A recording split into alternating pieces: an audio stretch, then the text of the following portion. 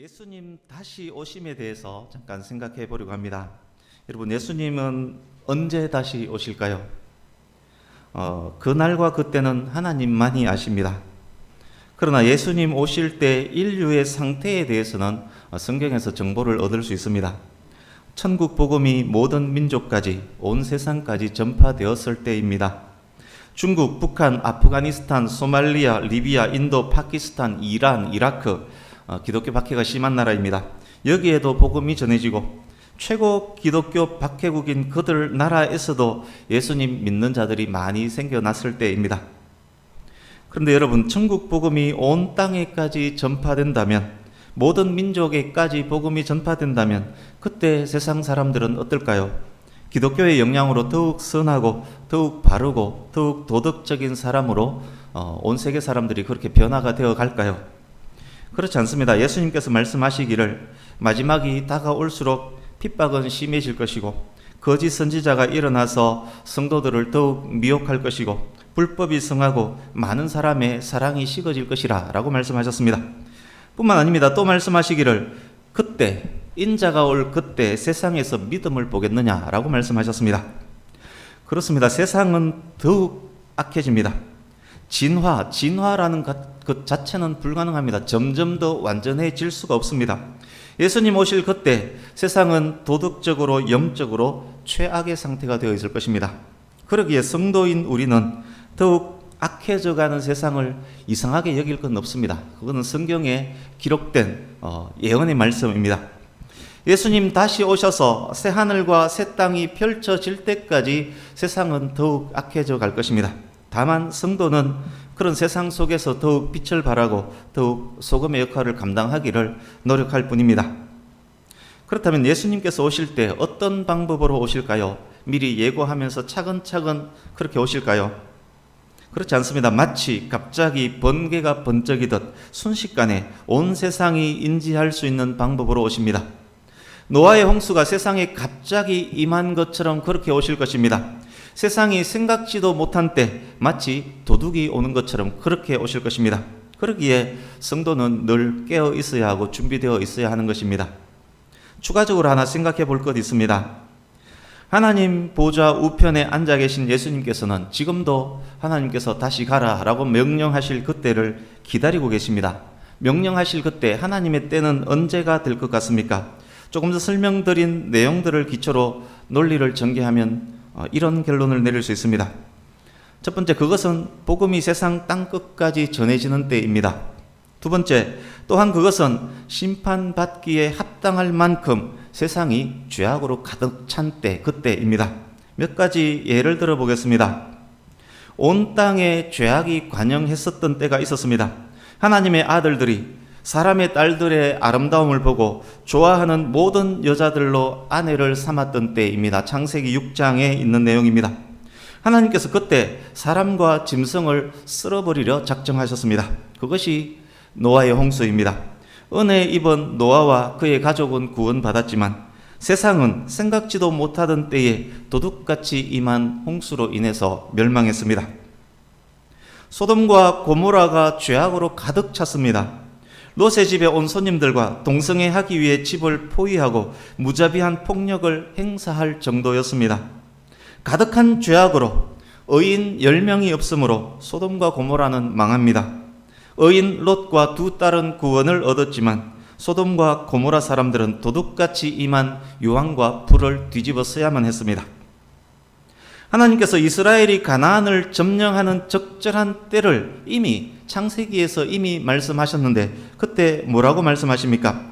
가나안의 죄가 심판받을 만큼 가득 찼을 때, 그때라고 미리 말씀하셨습니다. 창세기 15장의 내용입니다. 구약의 성도인 이스라엘은 약속의 땅으로 들어가서 안식을 했지만 죄로 가득한 가나안은 멸망한 것입니다. 사사시대는 하나님이 그들 마음에 없었으므로 자기 소견에 옳은 대로 행했던 때입니다. 이스라엘의 죄가 관영했었던 사사기 때의 기록도 성경에 있습니다. 베냐민 지파의 기브아라는 마을에 첩과 함께 방문한 레위인이 어느 집에서 묵게 되었습니다. 그런데 그날 밤에 기브아 사람들이 떼거리로 몰려와서 레위인들을 내놓으라 합니다. 무엇 때문에 내놓으라 했습니까? 그와 동성애를 하기 위해서였습니다. 여의치 않자 레위인 대신 첩을 붙잡아 가서 밤새도록 윤간을 합니다. 이 일로 베냐민 지파와 나머지 지파가 전쟁을 하게 되고 베냐민 지파는 멸망하기 직전까지 이르게 됩니다. 하나님의 백성이 타락하니 하나님의 백성 중에도 믿음을 찾기가 힘들었던 바로 그런 때, 왕이 없었으므로 자기 소견에 옳은 대로 행했던 때 사사기 시대입니다. 오늘 말씀의 본문은 로마서 1장 26, 27절입니다. 오늘도 우리 성경 읽기 범위 안에서 본문을 정하는데 성경 읽기 범위와 무관하게 본문을 정했습니다. 다음 주까지 이 본문으로 전하려 합니다. 코로나 기간 때는 제가 최대한 말씀 시간을 줄이려고 노력을 하는데 오늘은 많이 실패해서 평소보다 조금 더 길 겁니다.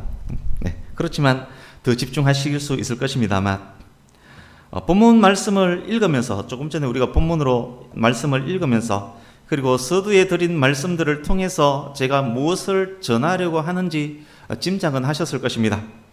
지난주 말씀에서도 이미 살짝 예고를 했습니다. 동성애와 관련된 내용입니다. 상당 부분 이미 5년 전에 주일낮 말씀으로 전했던 말씀이기는 하지만 그때와 또 시간이 더 많이 흘렀고 또 시대도 좀 바뀌었고 그래서 다시 한번 전해야 될 필요를 느꼈습니다. 정치적 이야기 그런 내용들을 주일 잘 전하지 않는데 오늘은 작정하고 다음 주까지 전하려고 합니다. 특히 학생 청년들이 하나님 말씀 안에 있는 정확한 원리, 진리를 깨달을 수 있기를 바랍니다. 지난달 29일 정의당 의원 6명 전원, 그리고 더불어민주당 의원 2명, 열린민주당 의원 1명, 기본소득당 의원 1명, 총 10명의 의원이 차별금지법 안을 발의했습니다. 제가 원문을 다 읽어봤습니다. 발의안 맨 앞에 제한 이유가 있는데 그 부분을 제가 먼저 한번 읽어드리겠습니다. 헌법은 누구든지 성별, 종교 또는 사회적 신분에 의하여 정치적, 경제적, 사회적, 문화적 생활의 모든 영역에 있어서 차별을 받지 아니한다고 규정하고 있습니다. 그러나 많은 영역에서 차별이 여전히 발생하고 있고 차별 피해가 발생한 경우 적절한 구제 수단이 미비하여 피해자가 제대로 보호받지 못하고 있는 실정입니다. 제가 방금 읽어드린 이 제한 이유 굉장히 일리가 있지 않습니까? 사람은 성별, 종교, 사회적 신분에 의해서 차별받아서는 안 됩니다. 대한민국 헌법의 정신입니다. 또한 지난주 설명드렸듯이 이것은 성경의 가르침과도 일맥상통합니다. 계속 읽어드리겠습니다. 이에 성별, 장애, 나이, 언어, 출신 국가, 출신 민족, 인종, 국적, 피부색, 출신 지역, 용모 등 신체 조건, 혼인 여부, 임신 또는 출산, 가족 및 가구의 형태와 상황, 종교, 사상 또는 정치적 의견, 형의 효력이 실효된 전과, 학력, 고용 형태, 병력 또는 건강 상태, 사회적 신분 등을 이유로 한 정치적, 경제적, 사회적, 문화적 생활의 모든 영역에서 합리적 이유 없는 차별을 금지 예방하고 복합적으로 발생하는 차별을 효과적으로 다룰 수 있는 포괄적이고 실효성 있는 차별금지법을 제정함으로써 정치, 경제, 사회, 문화의 모든 영역에서 평등을 추구하는 헌법 이념을 실현하고 실효적인 차별 구제 수단들을 도입하여 차별 피해자의 다수인 사회적 약자에 대한 신속하고 실질적인 구제를 도모하고자 합니다. 제한 이유 전문입니다. 들어보니 어떻습니까? 어떤 문제도 없지 않습니까? 차별하지 말고 나그네와 고아와 과부를 돌보라는 성경 말씀과도 일치하지 않습니까? 그런데 왜 교회에서 차별금지 법안에 대해서 반대하는 것일까요? 실제 이 법은 노무현 정부 때부터 오늘날까지 수차례 발의가 되었었습니다. 대부분 기독교계의 반대로 폐기되었습니다. 여러 번 폐기되었지만 또 발의된 데는 이유가 있습니다. 첫 번째 이유가 유엔의 권고와 촉구 영향을 받았습니다. 그렇지만 더 큰 이유가 있습니다.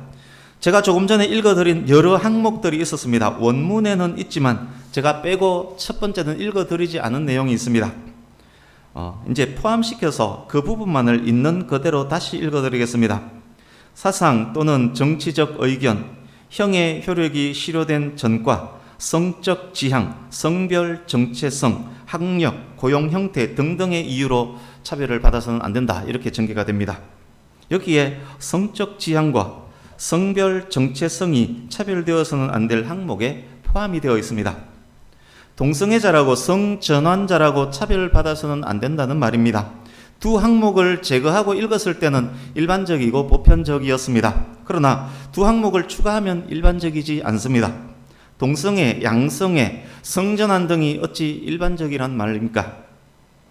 일반적이지 않고 정상적이지 않은 두 항목을 일반적이고 정상적인 것에 포함시켜서 마치 그것이 정상이고 일반적인 것처럼 포괄해버렸습니다.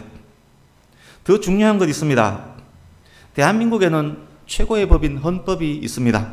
헌법 제11조 1항 모든 국민은 법 앞에 평등하다. 누구든지 성별, 종교 또는 사회적 신분에 의하여 정치적, 경제적, 사회적, 문화적 생활의 모든 영역에서 차별을 받지 아니한다.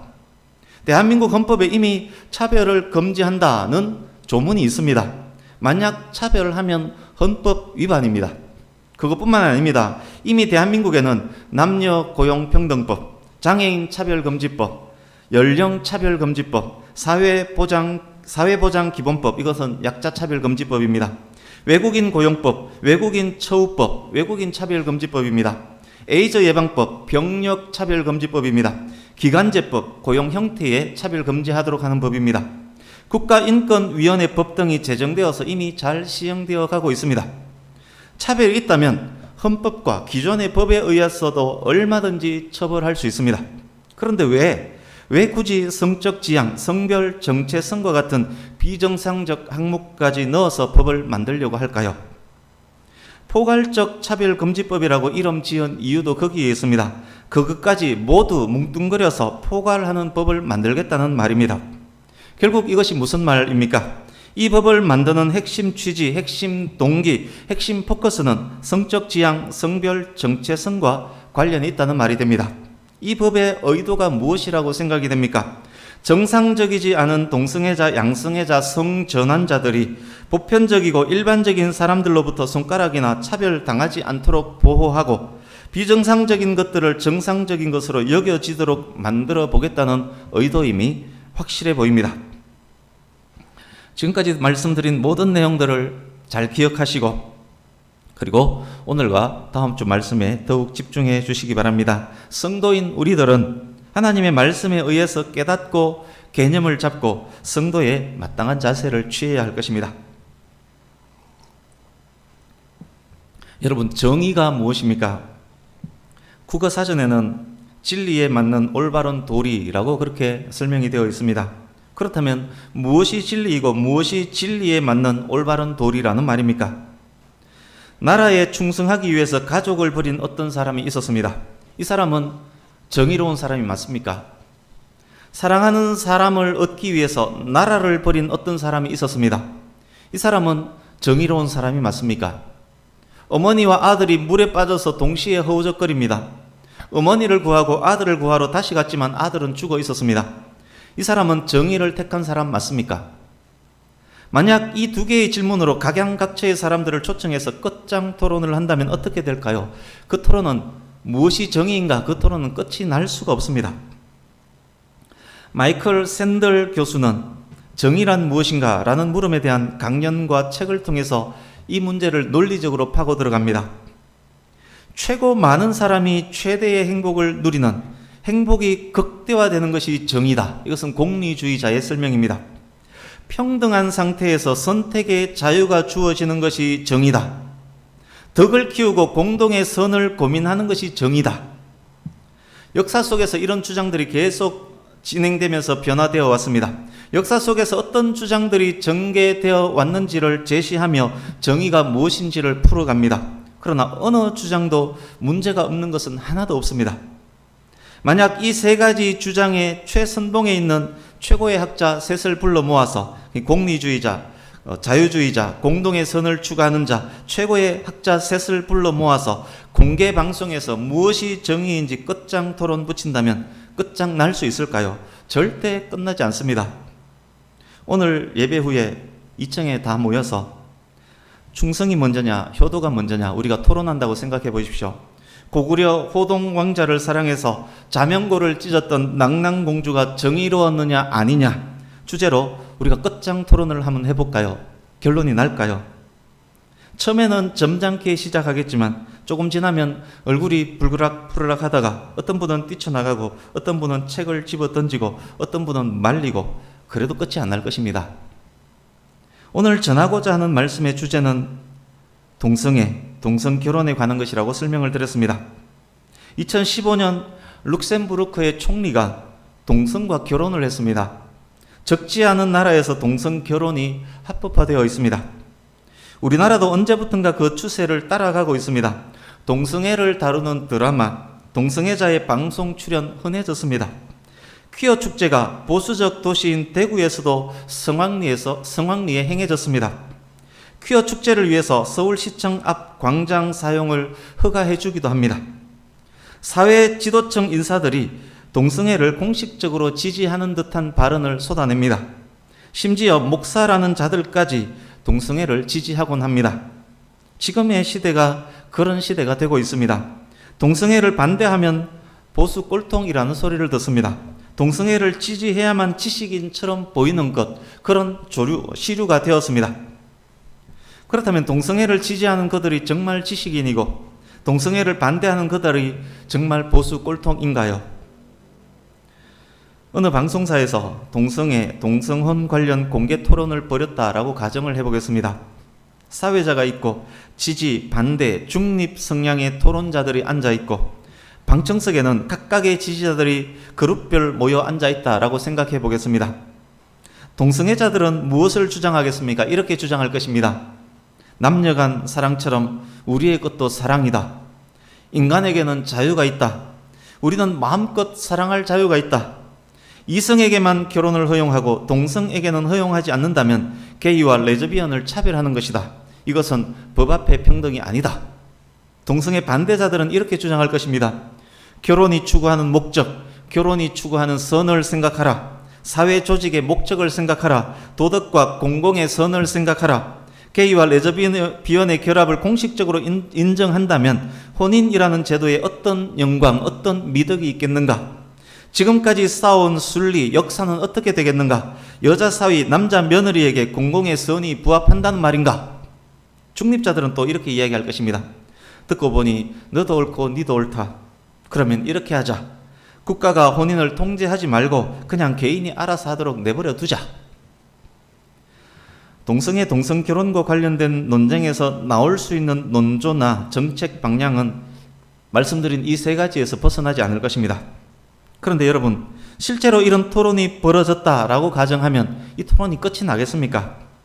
점잖게 시작한 토론은 시간이 지날수록 격앙될 것입니다. 결론 내리지 못하고 책상 집어 던지고 방청객 뛰어 올라와서 패싸움을 벌일지도 모릅니다. 경찰이 출동하고 진압하면 모임은 끝날 것입니다만 토론 자체는 결론이 안 납니다. 그렇다면 정의란 무엇인가 책의 저자, 세계 최고의 석학 샌델 교수는 저자가 정한 책의 제목 정의란 무엇인가에 대한 결론을 내렸을까요? 샌델 교수도 결론을 못 내립니다. 이것에 맞추면 저것이 울고 저것에 맞추면 저것이 웁니다. 결론도 못 내리면서 그 책을 왜 썼을까요? 샌델 교수의 역할은 방향성 제시일 뿐이었습니다. 샌델 교수가 제시한 방향성은 정의의 바탕은 선, 도덕, 가치라는 것. 정의의 바탕은 그것이 선이냐, 그것이 도덕이냐, 그것이 가치가 있느냐, 그것에 좌우된다는 것. 그것이 그 책의 결론입니다. 이제 다시 여쭤보겠습니다. 성도님 여러분, 예수님을 믿는 여러분들은 정의가 무엇이라고 생각하십니까? 우리가 관련 토론의 자리에 있다면 우리의 주장은 어떠해야 한다라고 생각됩니까? 이 사람 말을 들으면 그의 말도 맞고 저 사람 말을 들으면 저 사람의 말도 맞습니까? 우리 역시 철학책을 뒤지고 역사를 뒤지고 사람들의 이야기를 들어야 합니까? 우리 역시 자유냐 도덕이냐 평등이냐 가치냐 그것을 잣대로 판단해야 합니까? 성도인 우리에게 판단 기준 무엇입니까? 성도가 확신하는 정의는 무엇입니까? 성도가 생각하는 정의는 무엇에 근거해야 합니까? 그렇습니다. 성도인 우리에게 정의는 하나님의 말씀입니다. 최상의 권위는 하나님의 말씀에 있습니다. 정의와 진리를 판단하는 척도, 캐논은 하나님의 말씀입니다. 수천 년 시간이 흐르고 수십 개의 제국들이 나타났다 사라지고 사상과 철학은 수없이 바뀌었을지라도 과학기술이 발전하고 지식은 엄청난 진보를 이루었을지라도 성경의 진리는 하나님의 진리이기 때문에 일단 주어지면 변함이 없습니다. 모든 시대, 모든 사람에게 같은 방식으로 말씀하며 같은 방식으로 적용됩니다. 성도가 누구입니까? 성도는 하나님의 말씀을 진리와 정의의 척도로 믿고 아는 사람입니다. 참된 믿음이 무엇입니까? 히브리서 11장에 의하면 참된 믿음은 믿고 확신하고 행동하는 요소까지를 포함합니다. 하나님의 말씀이 정의라고 믿는 사람이 성도라면 성도는 말씀을 확신하고 말씀에 따라 행하려고 노력하는 사람입니다. 동성애와 관련해서도 마찬가지입니다. 시대별 입장이 달랐었고 앞으로 또 달라질 수도 있겠지만 사상과 철학에 따라서 달라질 수 있겠지만 우리는 성경이 어떻게 말씀하는지를 확인하고 그 말씀이 정의라 확신하고 그 말씀에 의해서 행동하면 됩니다. 성경이 모든 시대에 적용되는 정의의 척도이기 때문에 그렇습니다. 저 역시 마찬가지입니다. 누가 무엇이라고 하든 누가 돌멩이를 던지든 바위를 던지든 저는 성경이 말씀하는 것을 전할 뿐입니다. 결국 이 문제는 믿음의 문제로 귀결될 것입니다. 결국 이 문제는 하나님을 믿느냐 믿지 않느냐의 문제로 귀결될 것입니다. 지금 말이 굉장히 빠르지 않습니까? 원고수가 조금 많아서 제가 최대한 빨리 진행하는 중인데 조금 더 천천히 하겠습니다. 정신이 없을 것 같아서 우리 말씀 몇 것을 확인하려고 합니다.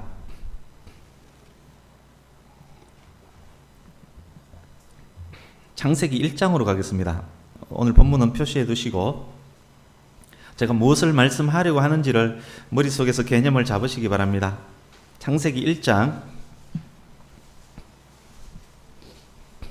11절에서 25절을 눈으로 한번 보십시오. 하나님께서 모든 동식물을 창조하실 때 장면입니다. 11, 12절 풀과 씨 맺는 채소는 각기 종류대로 21절 모든 생물 새도 각기 종류대로 24절 땅의 생물 땅의 짐승 모두 각기 종류대로 25절 땅의 짐승 땅에 기는 것도 모두 종류대로 하나님께서는 창조하실 그때부터 모든 종류의 생물들을 완전한 각각의 개체로 그 종류대로 만드셨습니다. 각각 종류들을 엄격히 구분하고 구별하셨습니다. 하나님께서 각각의 특성을 인정하시고 구별하신 것이지 차별하신 것은 아닙니다. 22절 보십시오. 그리고 모든 종류의 생물들에게 생육하고 번성하라 충만하라 명령하셨습니다. 이것이 정의이고 이 말씀에 따르는 것이 순리입니다. 처음부터 벌레는 벌레였고 개는 개였고 원숭이는 원숭이, 사람은 사람이었습니다. 진화로는 처음부터 완전 배격됩니다. 1장 27절 28절 보십시오. 창세기 하나님께서 남자와 여자를 만드시고 생육하고 번성하고 땅에 충만하라 명령하셨습니다. 창세기 2장 18절 이하를 보십시오. 최초의 결혼식 장면입니다. 남자와 여자가 결혼합니다. 남자의 배우자는 여자이고 여자의 배우자는 남자입니다. 동성의 동성 결혼은 처음부터 배제됩니다. 이것이 정의이고 순리입니다. 이것이 하나님의 말씀이기에 이것이 정의입니다. 왜냐 하나님은 천지와 만물을 만드시고 인간을 창조하신 분이기 때문에 이것이 정의입니다. 이제 주보 오른쪽 하단에 있는 레위기 19장 19절 그리고 신명기 22장 9절에서 11절을 의미를 생각하시면서 이어서 같이 읽어보겠습니다. 같이 읽습니다. 시작. 너희는 내 규례를 지킬지어다. 네 가축을 다른 종류와 교미시키지 말며 네 밭에 두 종자를 섞어 뿌리지 말며 두 재료로 직조한 옷을 입지 말지며 내 포도원에 두 종자를 섞어 뿌리지 말라. 그리하면 내가 뿌린 씨의 열매와 포도원의 소산을 다 빼앗길까 하노라. 너는 소와 나귀를 결의하여 갈지 말며 양털과 배실로 섞어 짠 것을 입지 말지니라. 아멘. 하나님께서는 최초에 부여하신 질서가 혼합되는 것 싫어하십니다. 정체성을 잃고 있는 것조차도 싫어하십니다. 각기 종류대로 창조하셨기 때문에 각기 종류대로 원래 모습대로 유지되는 것을 원하십니다. 사람은 사람답고 남자는 남자답고 여자는 여자답고 소는 소답고 개는 개다운 것이 하나님께서 부여하신 질서입니다. 하나님께서는 이종 간 교배를 강력히 정죄하십니다. 사자와 호랑이를 교배해서 라이거를 만들고 말과 나귀를 교배해서 노새를 만드는 등의 생명공학 싫어하십니다. 각기 종류대로 창조하셨기 때문입니다. 그것이 순리이고 질서이기 때문입니다. 뿐만 아닙니다. 한 개의 밭에 두 개의 종자를 섞어 뿌리는 것조차 금하십니다. 소와 나귀와 같이 쟁기 끄는 것도 싫어하십니다. 두 종류의 실을 섞어 짠 옷을 입는 것도 싫어하십니다. 하나님께서는 최초 부여한 질서가 거꾸로 되는 것뿐만 아니라 그 질서가 헷갈려 보일 수 있는 것조차도 싫어하신다는 말씀입니다. 뿐만 아닙니다. 신명기 7장에 보면 하나님께서는 이스라엘이 비이스라엘인과 결혼하는 것도 금하였습니다. 하나님의 백성과 하나님의 백성이 아닌 것이 섞이는 것을 싫어하신 것입니다. 그들의 결혼이 남녀간 정상적 결혼일지라도 싫어하신 것입니다. 하나님께서는 각기 종류대로 각기 질서대로 순리대로 살기를 원하셨기 때문입니다. 그것이 정의의 기준입니다. 아시듯 짐승은 동성간 성관계하지 않습니다. 그러기에 어쩌면 그것 때문에 하나님께서 이종간 암컷 수컷이 교배하는 것, 이종간 교배를 금하신 것일 것입니다. 이종간 교배가 설사 있었을지라도 그것을 통해서 번식할 수 없도록 하나님께서 이미 유전적으로 만들어 두셨습니다. 라이거나 노새는 새끼를 낳을 수 없습니다. 만약 어떤 특이한 짐승이 동종 동성간 성관계를 할 수 있었다면 성경은 분명히 그런 짐승 불태워 죽이라 그렇게 명령하셨을 것입니다. 하나님께서는 순리와 질서에 역행하는 것을 이토록 싫어하십니다.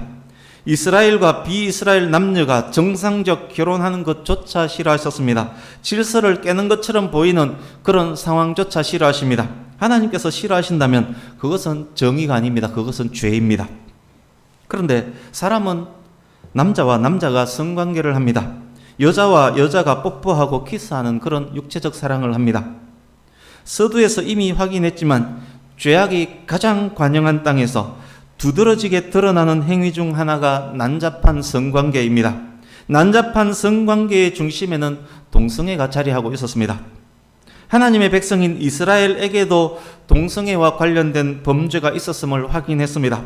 하나님께서는 동성애와 관련된 죄를 어느 정도의 죄로 여기실까요? 우리 레위기 20장으로 또 가보겠습니다. 구약성경 176페이지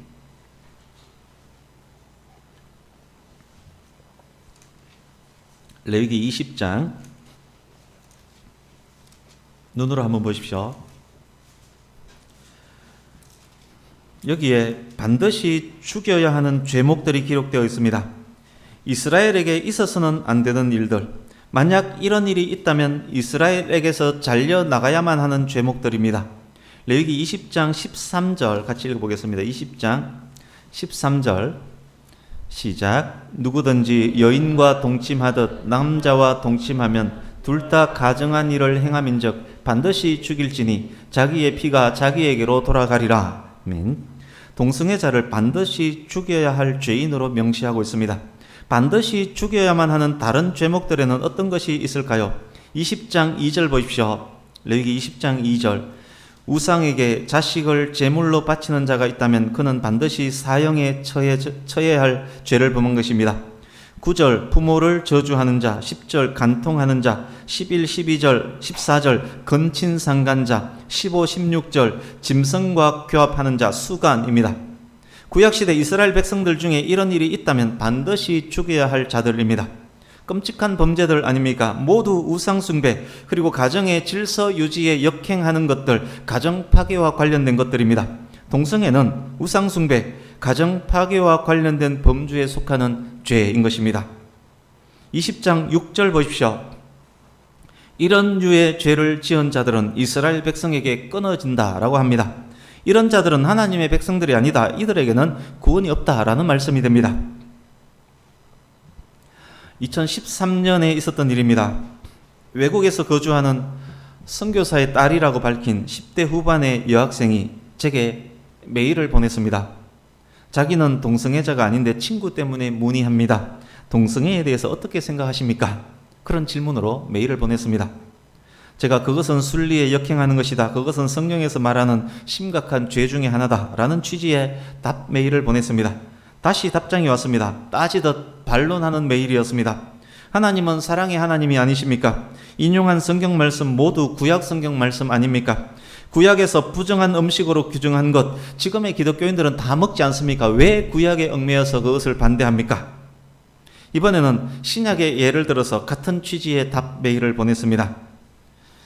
그녀는 동성애자였습니다. 하나님의 사랑에 대한 설교문을 백양교회 카페에서 읽고 백양교회 목사님이라면 성경에 근거해서 동성애를 변호해 줄 것이다 라는 생각으로 친구의 일인 것처럼 꾸며서 제게 메일을 보낸 것입니다. 그러나 성경 말씀에 근거한 동성애 반대 답변을 들어야만 했습니다. 이후로는 어떤 연락도 오지 않았습니다. 이 학생의 논리가 교회 속 동성애자 혹은 교회 속에서 동성애를 지지하는 자들의 논리입니다. 심지어 동성애를 지지하는 목사들도 그런 논리를 펴니다. 사랑의 하나님이 왜 그러시는데? 사랑의 하나님을 전하는 사람들이 왜 그토록 동성애를 반대하느냐? 하나님은 독생자를 십자가에 죽게 하기까지 하신 사랑의 하나님이 아니시냐? 육체적으로 이성을 서로 사랑하는 것과 동성을 서로 사랑하는 것이 뭐가 다르냐? 같은 사랑 아니냐? 우리 서로 사랑하겠다는데 왜 그러느냐? 동성애를 금하는 레이기에서 토끼고기, 돼지고기, 개고기, 장어, 미꾸라지 등등 먹지 말라 하지 않느냐? 그런데 너희들 다 먹지 않느냐? 보신탕 좋아하는 목사님들 정말 많더만 율법에서 금한 것들을 너희들은 다 먹으면서 율법에서 금한 동성애는 왜 안 되는데? 정말 그럴까요?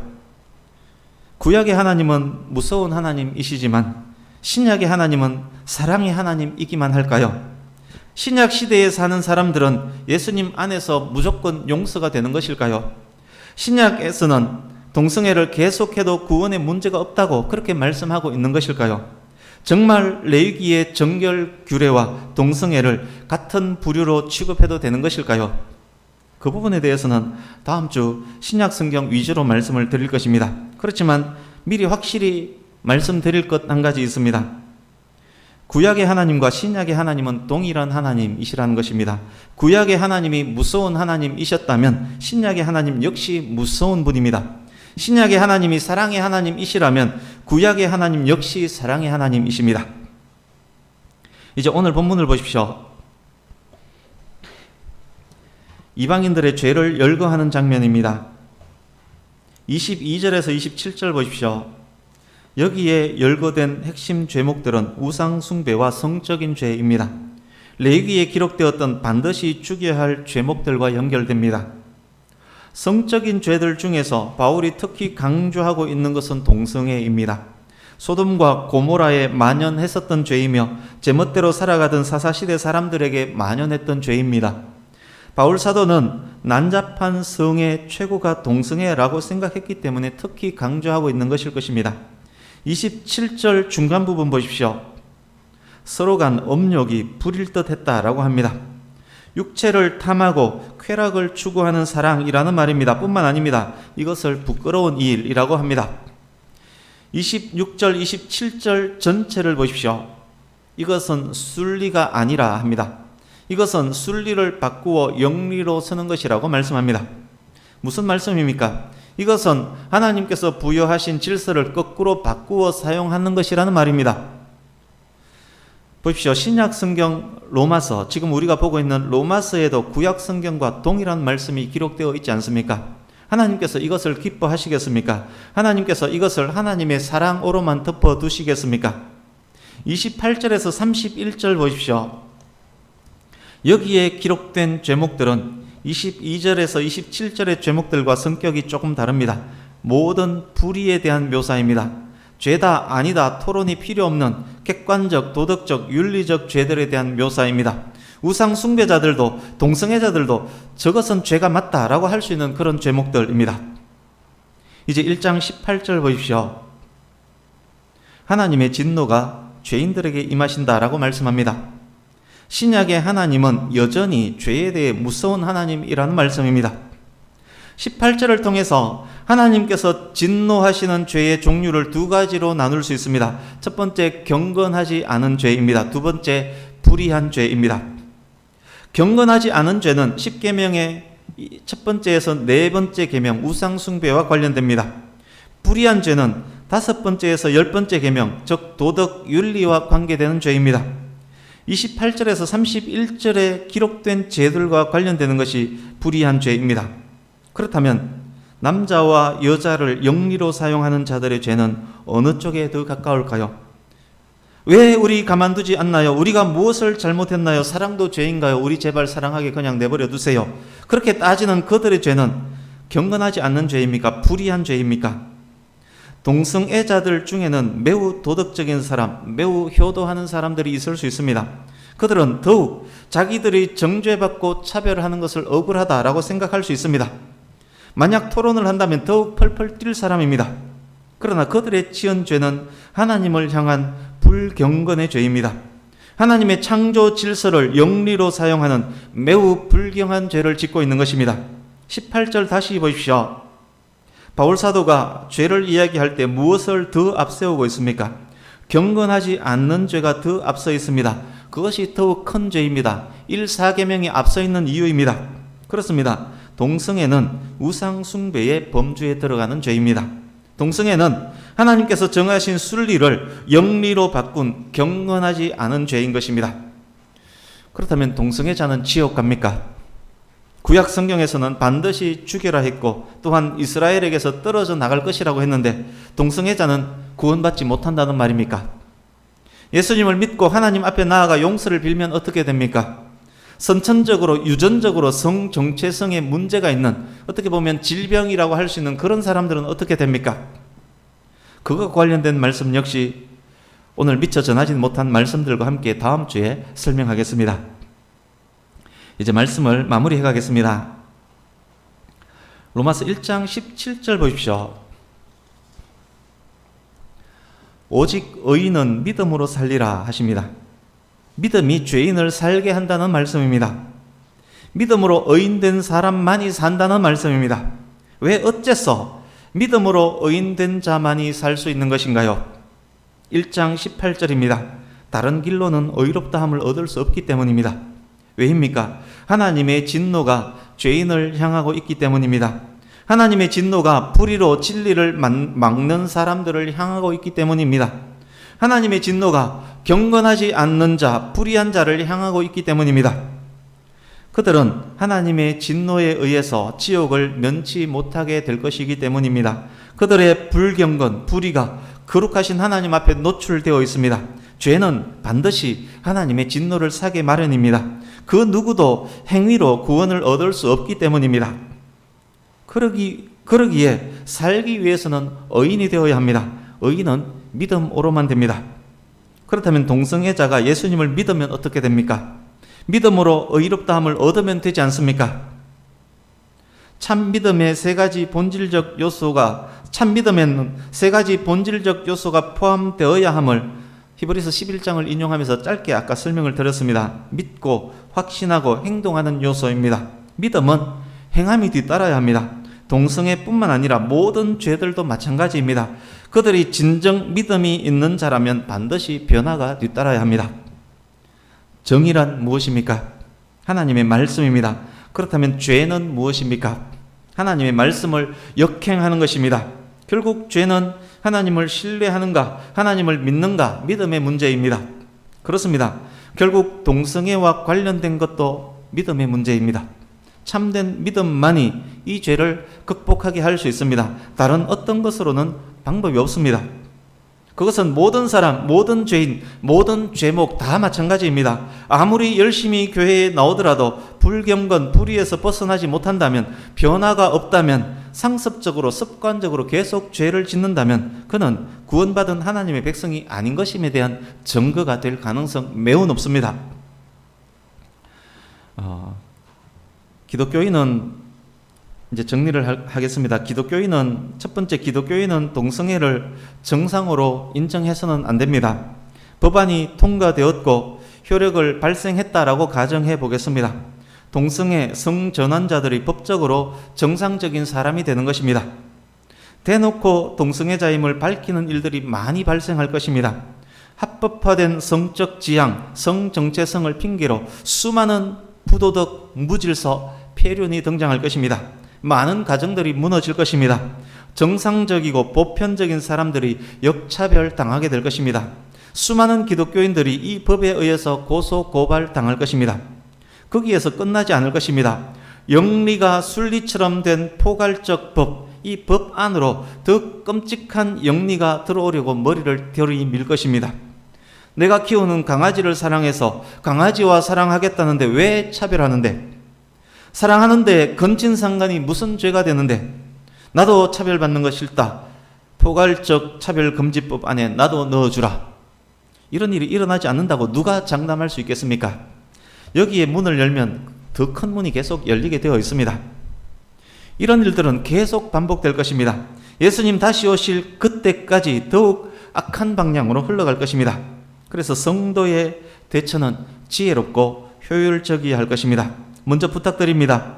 시대와 시류에 휩쓸리지 마시고 말씀의 반석 위에서 흔들리지 마시고 분별하시기를 바랍니다. 더욱 빛의 역할, 소금의 역할 감당하기를 노력하시기 바랍니다. 사랑하는 우리의 자녀들에게 말씀을 잘 가르치는 것, 그것이 무엇보다도 중요한 이유입니다.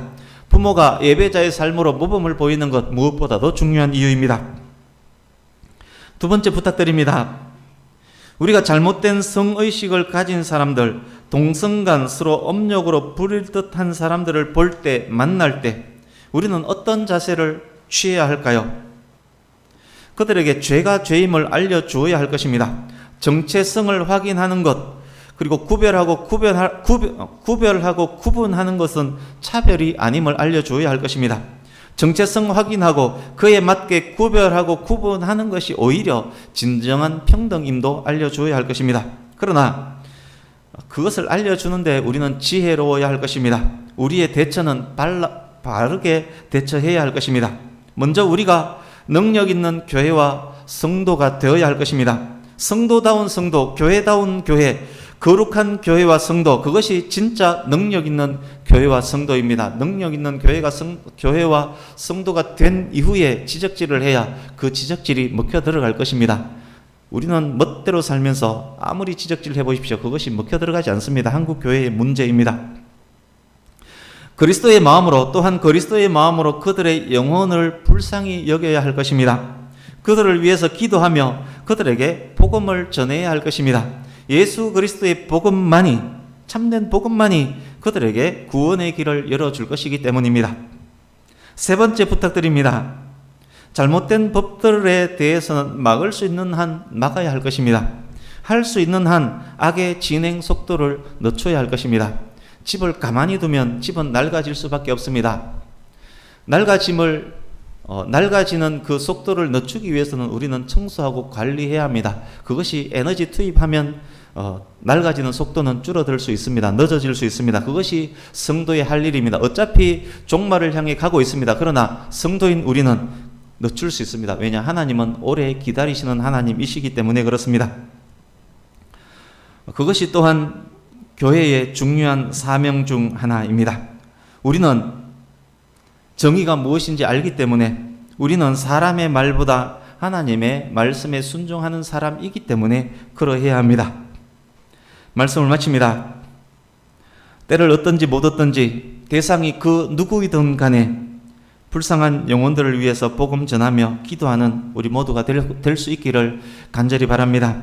대한민국의 정의와 공의를 위해서, 대한민국 백성들과 대한민국의 정부를 위해서도 기도할 수 있기를 간절히 바랍니다. 무엇보다도 하나님을 더욱 사랑하며 하나님의 말씀에 더욱 순종하는 저와 여러분의 가정과 가문이 될 수 있기를 예수님 이름으로 축복합니다. 아멘. 기도하겠습니다.